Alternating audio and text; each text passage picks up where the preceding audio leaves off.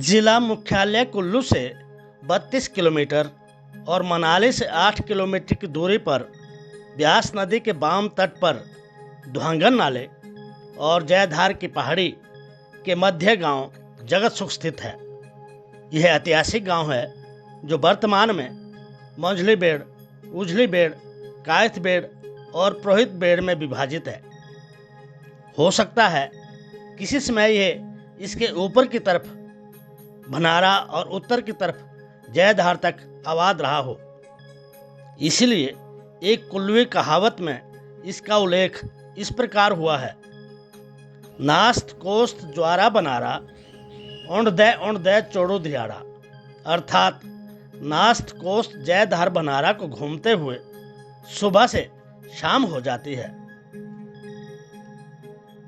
इसका पुराना नाम नास्त था।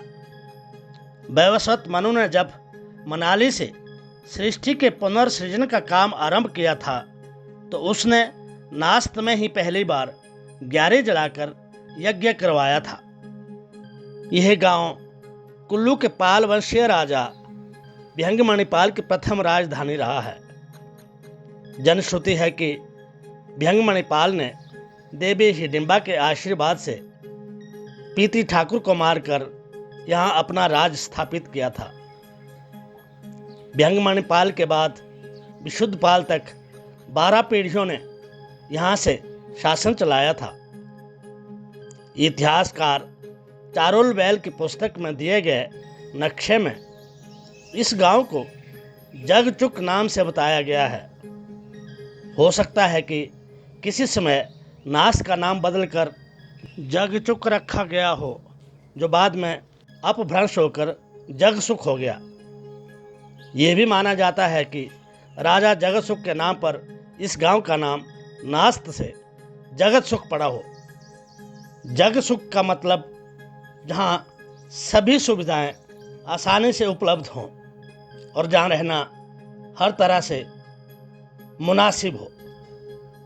हिमालय धरोहर की इस कड़ी में हम आपको इसी ऐतिहासिक गांव जगत सुख के शासक पीती ठाकुर के अत्याचार से मुक्त होने और कुल्लू के पाल वंश के शासन के स्थापित होने की कहानी बयां करेंगे। कुल्लू में पाल वंशीय राज्य की स्थापना से पूर्व 1 या 2-3 गांवों के अधिपति राणा या ठाकुर हुआ करते थे। उनमें से कुछ दयालु और लोगों के हितकारी होते थे, जबकि कुछ निरंकुश और निर्दयी। इस गांव में भी एक समय दुष्ट प्रवृत्ति का निरंकुश शासक पीती ठाकुर राज किया करता था।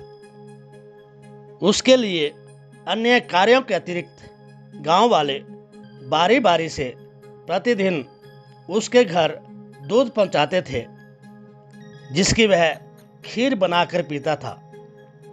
एक बार जिस परिवार की दूध पहुंचाने की बारी थी, उसके घर का सारा दूध बछड़ा पी गया।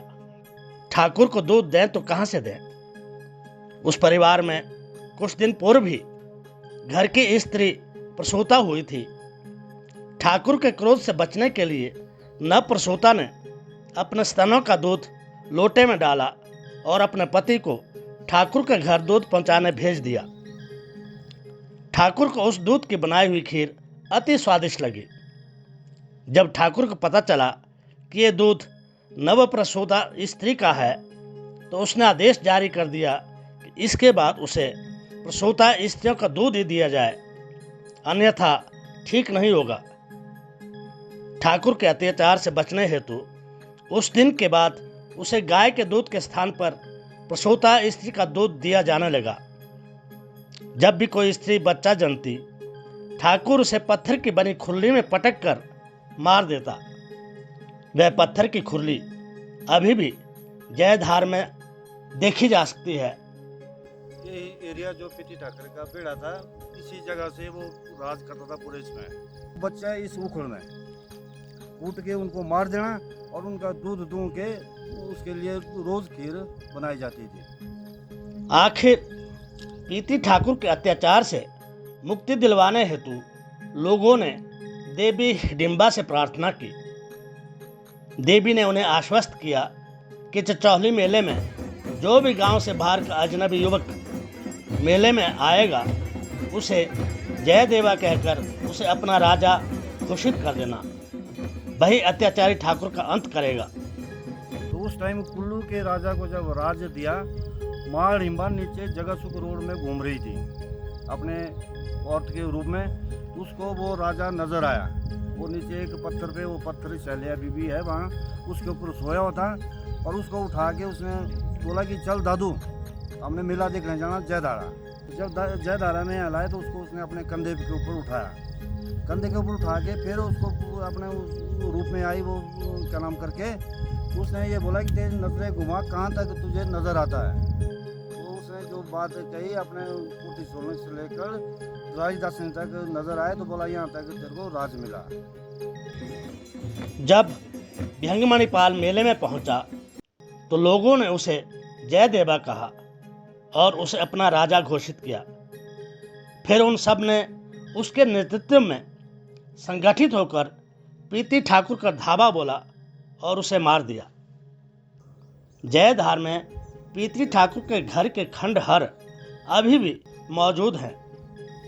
वर्तमान में भी चचौली का मेला आरंभ होने से पहले जगतसुख गांव की मंझली बेड़ में स्थित बावड़ी में पीती ठाकुर का पिंडदान किया जाता है और अगले दिन देवी हिडिंबा तक्षक नाग सहित आसपास के देवताओं के साथ जयधार में आकर देव अनुष्ठान करती है।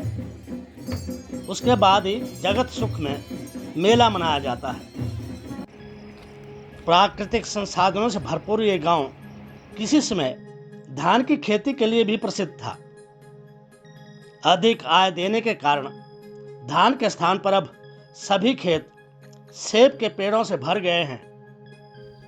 पुराने मकानों के स्थान पर नए मकान बन गए हैं। हर तरह की सुविधा से परिपूर्ण ये गांव आज पर्यटकों का पसंदीदा स्थान भी बन गया है। यहाँ के पुरातात्विक दृष्टि से महत्वपूर्ण एवं ऐतिहासिक मंदिरों के दर्शन हम अगली कड़ी में दिखाएंगे। तब तक देखते रहिए हिमालय धरोहर चैनल। इसे सब्सक्राइब, लाइक और शेयर अवश्य करें।